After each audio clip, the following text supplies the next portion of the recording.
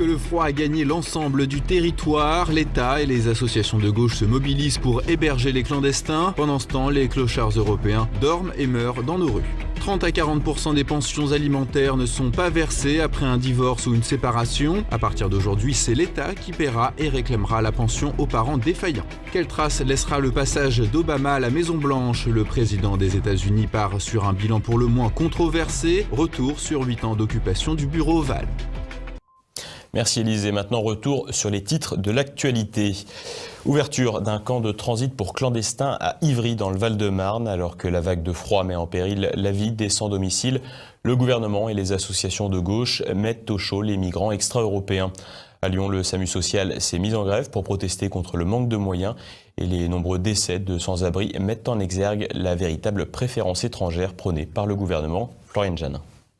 Depuis 10 jours, l'actualité fait écho aux sans-domicile morts de froid dans les rues, victimes du manque de place dans les centres d'accueil pour passer la nuit au chaud. Un phénomène tragique et récurrent dans une France en voie de tiers-mondisation qui émeut les Français, mais qui commence aussi à les révolter. En effet, dans le même temps, les pouvoirs publics épaulés d'associations idéologiquement de gauche s'entêtent à bâtir des centres d'accueil pour clandestins. C'est le cas à Ivry-sur-Seine, en Île-de-France, où la mairie de Paris, l'État et Emmaüs Solidarité ont ouvert jeudi un centre d'accueil d'une capacité de 400 places. C'est un superbe projet qu'on a travaillé très en lien avec les services de l'État, la mairie de Paris et bien entendu les services et le maire d'Ivry. Vous savez, c'est le complément d'une initiative qu'on a lancée le 10 novembre qui est un dispositif de premier accueil des migrants qui est dans le nord de Paris, boulevard Ney. Ce dispositif a ouvert le 10 novembre dernier. Une première bulle d'accueil et une possibilité d'héberger des hommes. Il fallait qu'on puisse compléter ce dispositif par un lieu d'hébergement pour ce qu'on appelle les publics les plus vulnérables, c'est-à-dire femmes seules, femmes enceintes, familles. Donc c'est chose faite ici. Ici, on accueillera sur une durée d'environ 3 mois le temps d'examiner la situation des personnes. On a 400 places ici pour les publics en famille, donc c'est une très bonne chose. À la manière du Parti socialiste qui abandonne depuis plusieurs décennies les nécessiteux français, préférant se tourner vers un futur électorat d'immigrés, les associations comme Emmaüs portent désormais une attention toute particulière aux extra-européens. Tout faire pour un accueil digne des migrants. Pendant ce temps-là, les SDF français peinent à trouver un endroit où dormir au chaud, comme en témoigne Vince, un SDF parisien. C'est présidentiel, c'est élection, c'est tout ça, t'as pas le choix. Tu subis ce qu'ils te disent, mais en vrai, tout ça, c'est pas vrai. Soit disant, il y a plus de place, il n'y en a pas plus. Il n'y en a pas plus. Là, je te propose carrément, tu prends ton téléphone, tu appelles le 115, ils vont te dire, il n'y a pas de place. Alors que Cazeneuve, le Premier ministre français, là, il a dit, il y aura des places pour tous les SDF. L'abandon des sans-domicile français n'est pas sans conséquences. Mardi 5 janvier, un homme de 53 ans est mort de froid à La Rochelle. Dimanche 8 janvier, un autre de 45 ans à Annecy. Et mardi 17, le cadavre d'un sans-abri a été retrouvé en Seine-Saint-Denis. À Lyon, le SAMU social s'est mis en grève jeudi, réclamant plus d'hébergements d'urgence et un renfort pour le 115. Depuis le début de l'hiver, plus de 60 personnes sont mortes dans le froid en Europe, alors même que Bruxelles demande aux États d'en faire plus pour les clandestins. Résultat, les immigrés dorment au chaud et les Européens meurent de froid. Les appels à la préfecture de police de Paris bientôt surtaxés. Un nouveau numéro de téléphone va être mis en place dans les prochaines semaines afin de compenser le manque d'effectifs. La liste des services publics qui surtaxent leurs appels s'allonge. Thibaut Bastide. Appeler le 3430 vous coûtera dorénavant 6 centimes la minute. La préfecture de police de Paris va prochainement mettre en place un nouveau standard téléphonique payant. Le 3430 va donc remplacer le standard général, mais également l'ensemble des commissariats parisiens. L'activation de ce nouveau système a été confiée à l'entreprise privée Prosodie Capgemini, baptisée FANU pour plateforme des appels non urgents. La mise en place de ce nouveau standard était programmée pour cette semaine. Cependant, le basculement vers le 3430 a été repoussé d'au moins 1 mois pour des raisons techniques. Cette surtaxe ne concernera que les appels jugés non urgents. En effet, les appels au 17, police secours, au service de la police judiciaire et à celui des passeports se feront toujours sur des numéros non surtaxés. En somme, la plateforme surtaxée sera dédiée aux quelques 450 000 appels annuels jugés non urgents, ce qui représente tout de même 43% des appels reçus par la préfecture de police de Paris, et le montant des revenus espérés n'a pas été communiqué. La préfecture de police assure que cette démarche a pour but de compenser les coûts d'installation et de maintenance de la nouvelle plateforme téléphonique mise en place par Prosodie Capgemini et de décharger les fonctionnaires dans les commissariats. De plus, cette surtaxe s'ajoutera aux coûts habituels fixés par l'opérateur téléphonique. Mais cette mise en place n'est pas nouvelle dans l'administration publique. En effet, la Caisse d'allocation familiale de Paris, la Caisse primaire d'assurance maladie et la mairie de Paris prélèvent déjà une surtaxe sur chaque appel. Un financement du service public encore un peu plus conséquent. Vos impôts n'étant pas assez élevés pour financer les postes de standardistes, la préfecture de police vous prie d'ajouter 6 centimes par minute.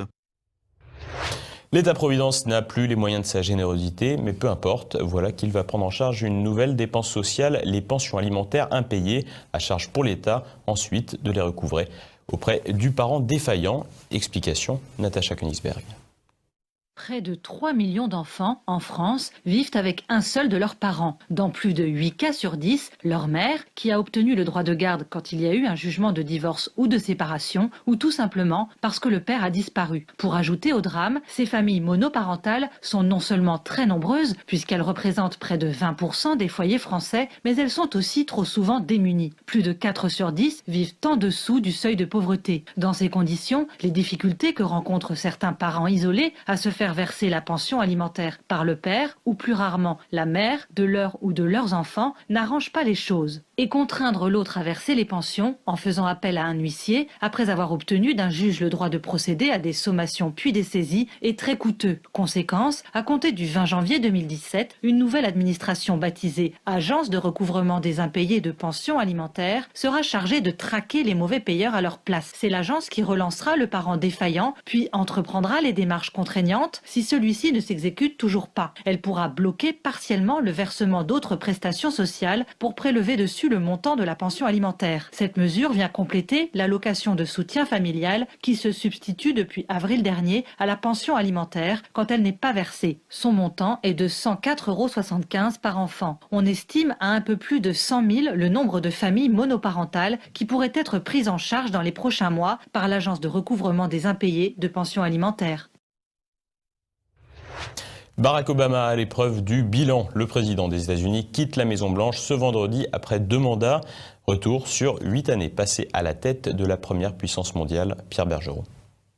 Économie, sociale, relations internationales, le président Obama laisse derrière lui un bilan critiquable sur bien des aspects. D'abord sur la question économique, si le pays affiche une croissance de 2%, la dette n'a jamais autant augmenté que durant ses 2 mandats avec 7 600 milliards de dollars supplémentaires. Socialement, le bilan est désastreux malgré un taux de chômage à 5%. Les nouveaux emplois créés sont majoritairement à bas salaire. Aujourd'hui, plus de 47 millions d'Américains se nourrissent grâce au programme de bons alimentaires contre 26 millions avant la crise des subprimes de 2007. Les inégalités se sont creusées. Entre 2013 et 2014, les revenus des 1% les plus riches ont cru de 11%, tandis qu'ils ont augmenté de seulement 3,3% pour les 99% les moins riches. La question raciale est également un échec. Le taux de chômage des Afro-Américains se situe à 8,3%, soit presque le double de la population totale. La réforme de santé dite Obamacare a vu les primes d'assurance flamber dans certains États. Son abrogation a commencé au Sénat avant même l'investiture de Donald Trump, lauréat du prix Nobel de la paix en 2009. Barack Obama est malgré tout très critiqué en matière de politique internationale. Le retrait des troupes d'Irak en 2011 a permis l'émergence de l'État islamique avec les conséquences dramatiques que l'on connaît aujourd'hui. C'est donc son successeur qui devra gérer le bourbier du Moyen-Orient. Sur le dossier syrien, Barack Obama a perdu sa crédibilité. Son manque de diplomatie à l'égard de Vladimir Poutine a démontré la faiblesse des États-Unis. Enfin, signalons que Barack Obama a mené à bien seulement 45% de son programme. Parmi les promesses non tenues aux électeurs démocrates, le président sortant a échoué à fermer la prison de Guantanamo, à limiter le port d'armes et à finaliser le retrait des troupes d'Afghanistan. Quoi qu'il en soit, Barack Obama peut se targuer d'une cote de popularité de 53%. Pour son retour à la vie civile, il a affirmé vouloir retourner à l'écriture et créer l'Obama Center à Chicago pour lutter contre l'échec scolaire, le chômage et favoriser l'aide aux enfants de clandestins arrivés petits aux États-Unis.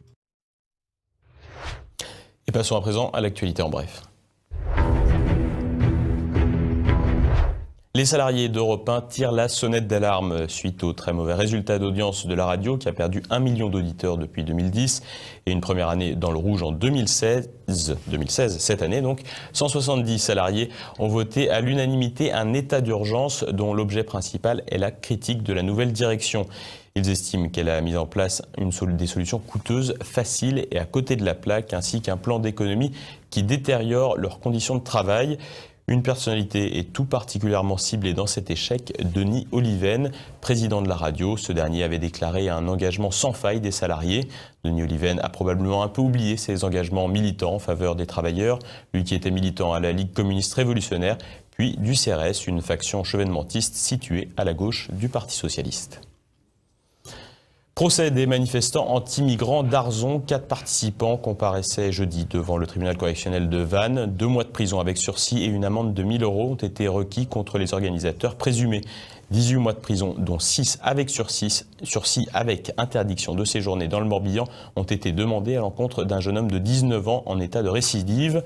Le jugement sera rendu le 16 mars prochain. Maître Pichon, avocat de la défense, dénonce un procès politique. Moi, ce que j'ai plaidé, c'est que le dossier était vide le concernant. Il ne suffit pas d'avoir pris la parole à une manifestation pour être considéré comme un organisateur. Ce que je peux dire, c'est que moi, j'ai le sentiment qu'on a voulu faire un petit peu un exemple. On a voulu faire une procédure très rapide et un peu bâclée parce que il fallait dissuader en quelque sorte les éléments récalcitrants qui sont hostiles à l'implantation des camps de migrants. Donc j'ai l'impression que voilà, c'est un message politique. On a quand même notifié des contrôles judiciaires extrêmement rigoureux à nos clients avec les interdictions de se rendre dans le Morbihan, donc les interdictions de pouvoir se déplacer.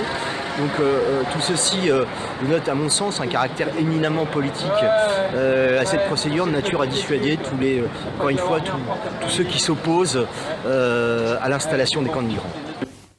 Et rappelons que cette manifestation anti-migrants avait été décidée quelques jours après l'agression sexuelle d'une sexagénaire par un clandestin qui, lui, n'a pas été jugé. Nouveau décret pour les films interdits aux mineurs. Le ministre de la Culture, Audrey Azoulay, a décidé d'assouplir le régime de classification des films. L'interdiction aux moins de 18 ans ne sera plus appliquée automatiquement aux œuvres comportant des scènes de sexe non simulées. Cette classification sera réservée aux œuvres comportant des scènes de sexe ou de violence de nature à heurter gravement la sensibilité des mineurs.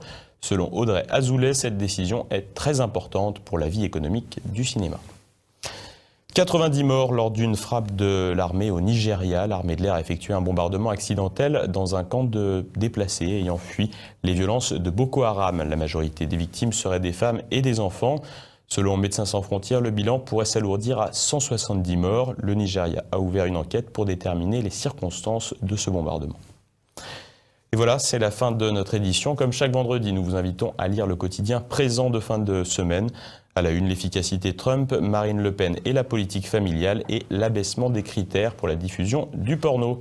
Et ce soir, retrouvez Immédiat. Jean-Yves Le Gallou évoquera la censure des survivants de la Marche pour la vie, Bernard de la Villardière face au rouleau compresseur et de la bien-pensance. Et enfin, la météo, nouveau secteur de propagande. Et cette fin de semaine est également l'occasion de retrouver Oxygène, le Mac de la santé. Pour ce premier numéro de l'année, le docteur Nicole Delépine et Élise Blaise s'intéressent à un fléau moderne, aux dommages sanitaires encore trop peu connus, les pesticides. 2 invités de qualité sont au rendez-vous. Michel Rivasi, député français au Parlement européen des Verts, finaliste de la primaire écologiste, et le professeur Gilles-Éric Serralini, biologiste spécialiste des pesticides et des OGM, les organismes génétiquement modifiés. Conflit d'intérêts, poids des lobbies de l'industrie agrochimique, lâcheté des politiques et scandales sanitaires, vous saurez tout sur ce mal qui ronge votre alimentation et votre organisme.